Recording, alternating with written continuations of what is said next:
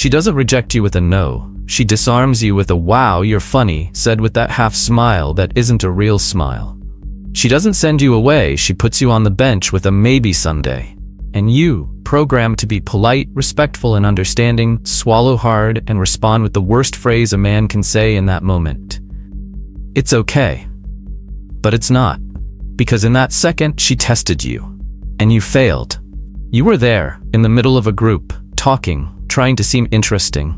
She looked you up and down, laughed disdainfully at her friend beside her, and uttered a phrase that seemed harmless, but exploded in your chest like a silent grenade. How cute. People laughed. You disguised it with a smile. But inside, something broke. You were disqualified right there, in real time, before the invisible tribunal of social value. No slap in the face hurts as much as the undeclared humiliation, the kind that happens in the details, in the glances that are avoided, in the tones of voice that demean, in the jokes disguised as banter. The problem? You think this is normal. Worse, you think you deserve it. But I need you to understand one thing. Every woman who tests you in public is saying without words, "Prove you're man enough to make me respect you." And if you don't know how to play this game, you're not just ignored, you're used. As a stepping stone, as a joke, as a lesson for comparison, so that other women can value the next guy who comes along. And the cruelest part? All this happens without her needing to be mean. Most of these humiliations are instinctive, unconscious, programmed into the female mind by millennia of social selection. Women test men the same way a biological organism tests an antibody. And if he doesn't respond strongly, he's discarded. Because in the female unconscious, value is survival. Charisma is protection. And emotional dominance is as aphrodisiac as facial symmetry. The problem is that you were taught the opposite. They said that being nice is enough, that being kind is the answer, that listening and pleasing will put you on a pedestal. Lies. That only works after you pass the attraction test. Before that, being too nice is being disposable. It's being harmless. And what is harmless is boring. Now take a deep breath. Because from this video onwards, all of that changes. But not with magic phrases or superficial techniques. It changes when you understand the game you're playing on.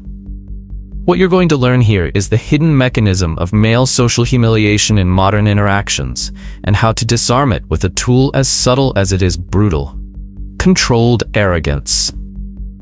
And before you think this is toxic, I want to remind you of Nietzsche, who said that what is done out of love is always beyond good and evil. Or do you think the world will stop to give you a medal for being nice? Women don't fall in love with your effort, they surrender to your effect. And the effect you generate begins in the first second of the interaction.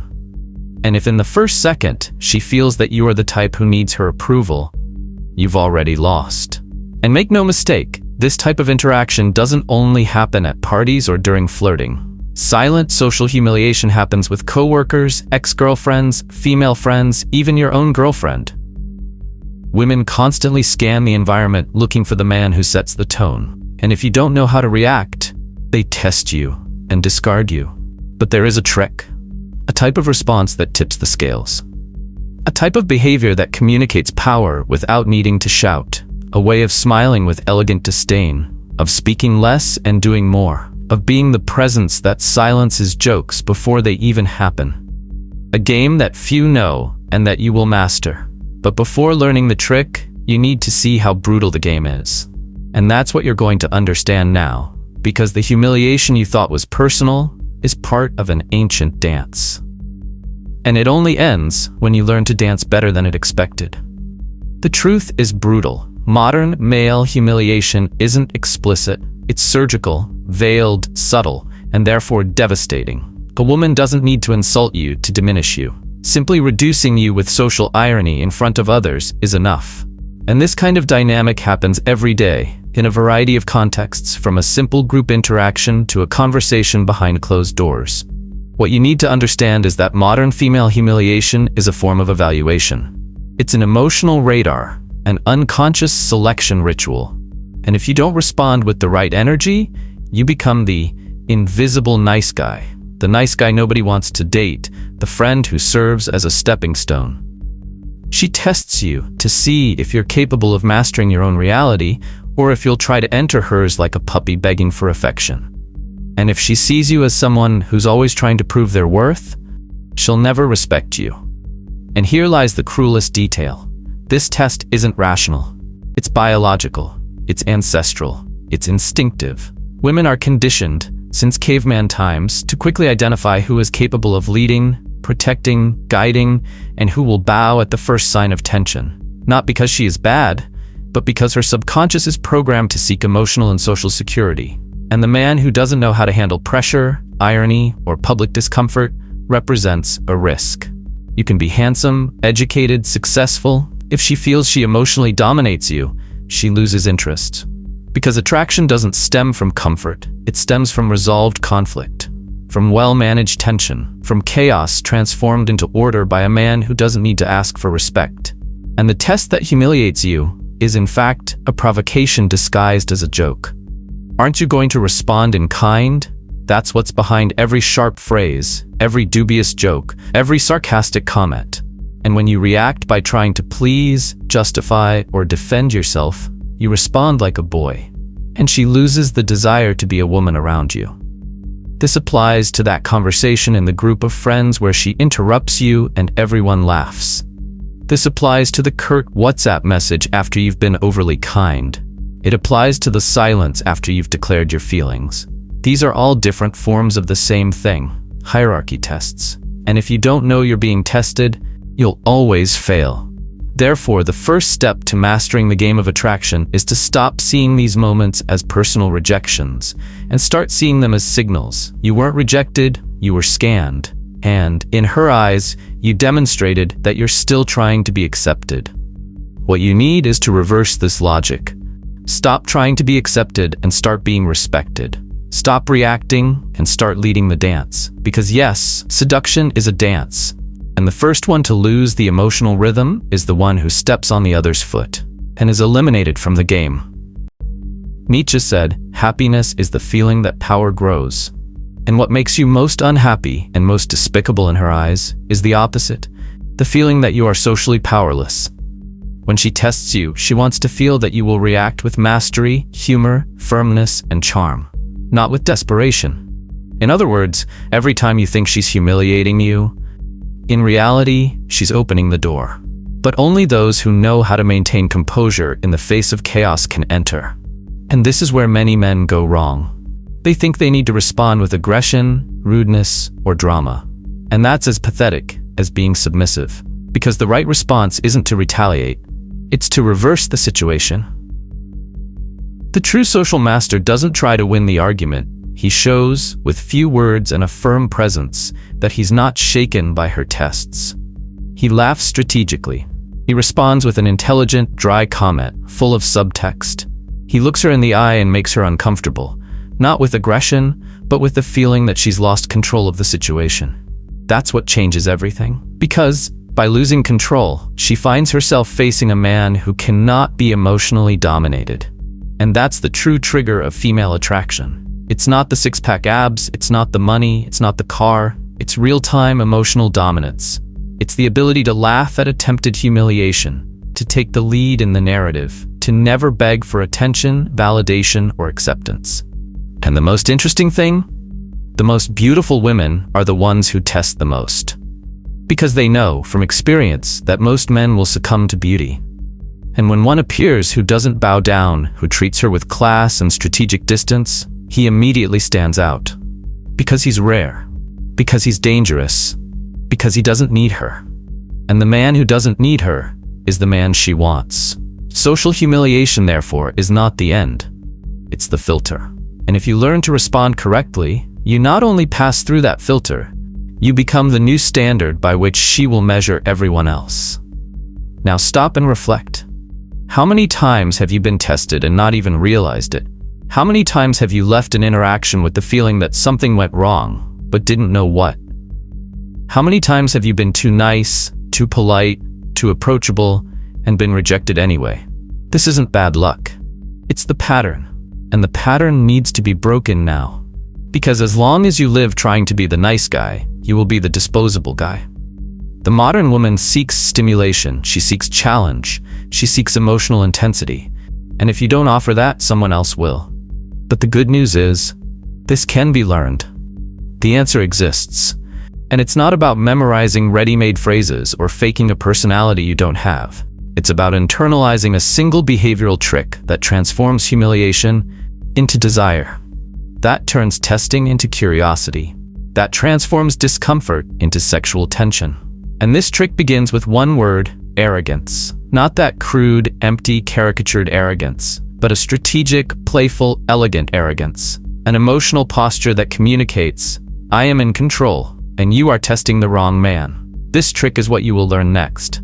But for it to work, you first need to abandon your need to be accepted. Because as long as you live seeking female approval, you will never inspire desire. And that's what separates the men who are tested from the men who are desired. You choose which side you want to be on. He didn't yell, he didn't get worked up, he didn't threaten, he just smiled. A slow, sideways, almost lazy smile, like someone who knows something the others don't. She provoked him in front of everyone with a cutting comment, hoping to destabilize him. He bit into his food, looked at her and replied, "Trying to impress me, huh? Keep going. It's working. Sort of." The group laughed. She blushed, and at that exact moment, the game changed, because he didn't fall into the trap of humiliation. He made her stumble in her own attempt to dominate.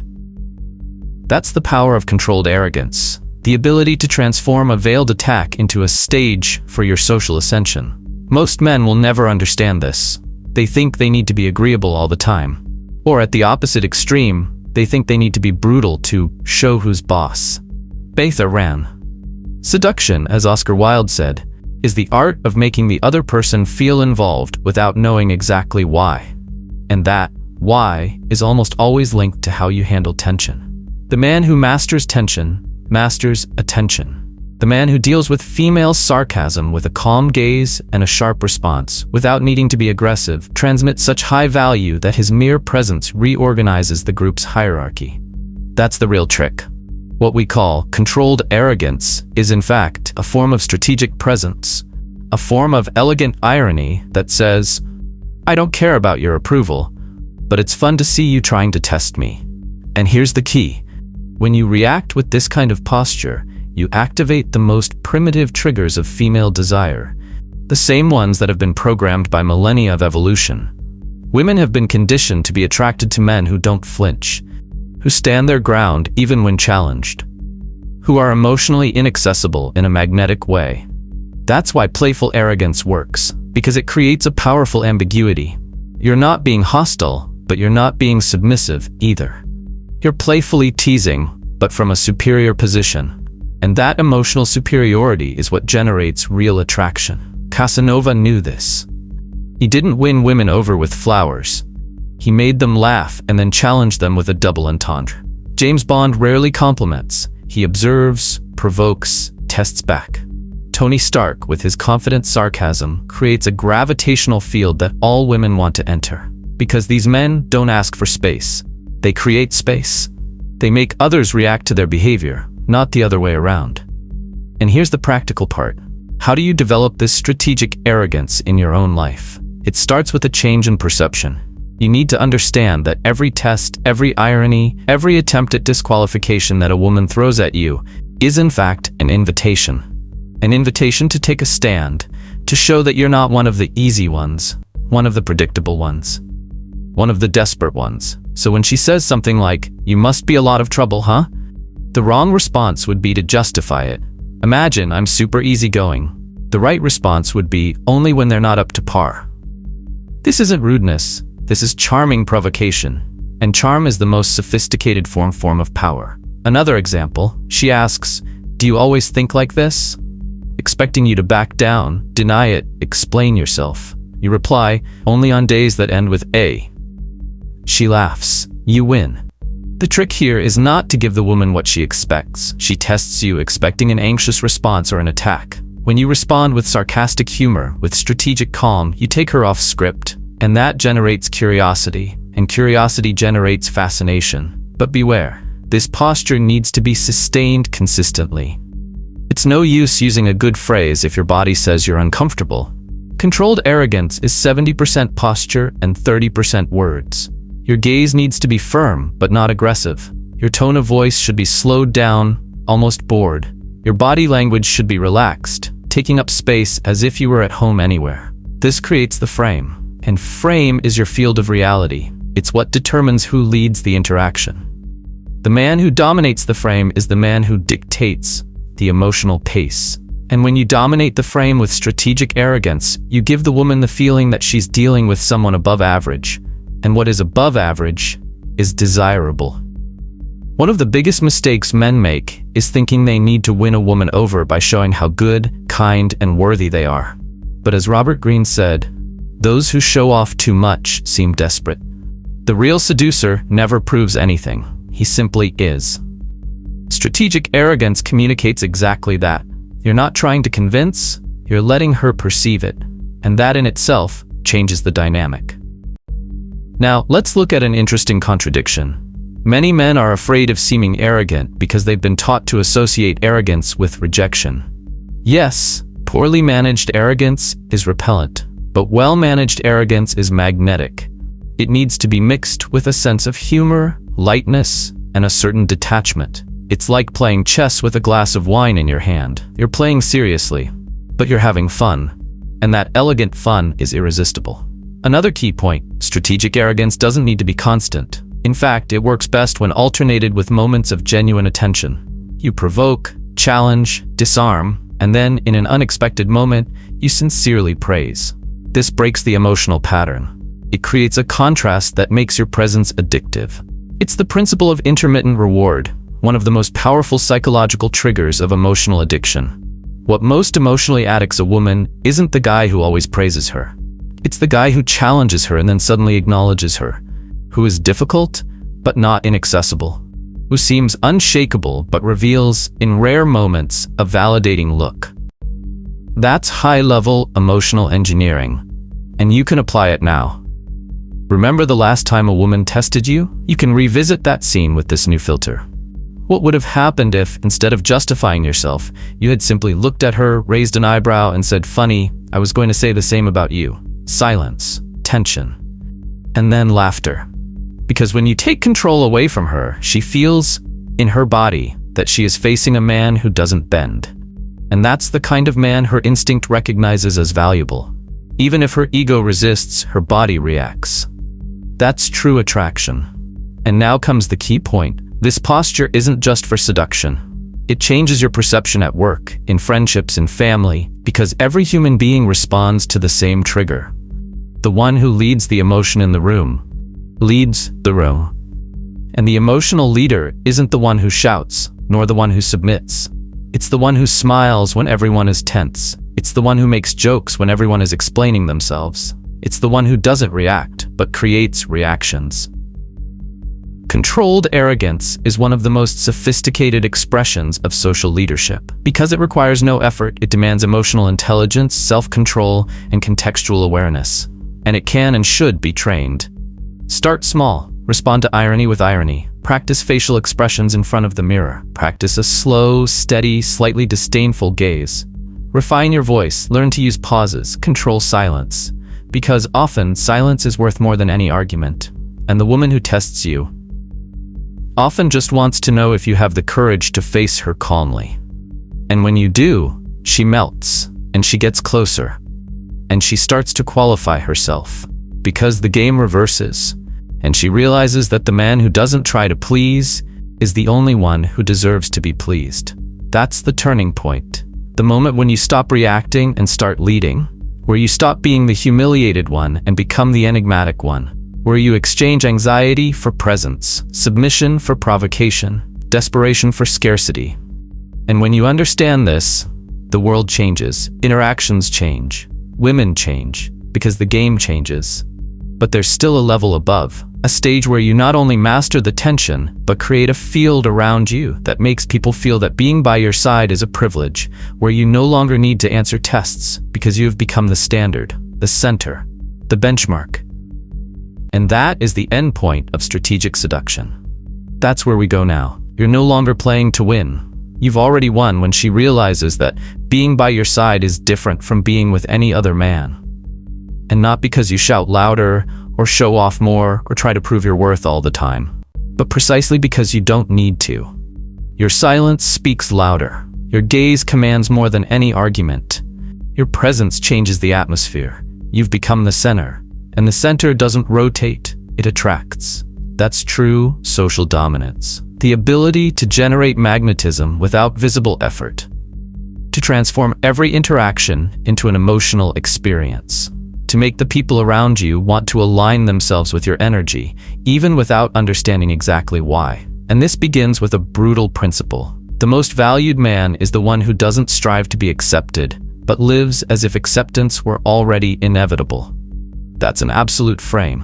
When you live as if you were the prize, the people around you begin to believe it, and not through manipulation, but through consistency. When your behavior is aligned with your perceived value, the world responds. The problem is that many men manage to exert controlled arrogance, but still carry within them a hidden desire for validation. And this inconsistency is perceived. Women are experts at detecting micro-contradictions. They sense when a man is acting, and if they sense that, the charm breaks. Therefore, social dominance is not pretense, it's identity. It's living with the certainty that you don't need to prove anything, because the simple fact of being yourself is enough. This starts in the small details. You don't rush. You don't justify yourself. You don't explain your choices as if you needed her approval. You don't despair when she withdraws.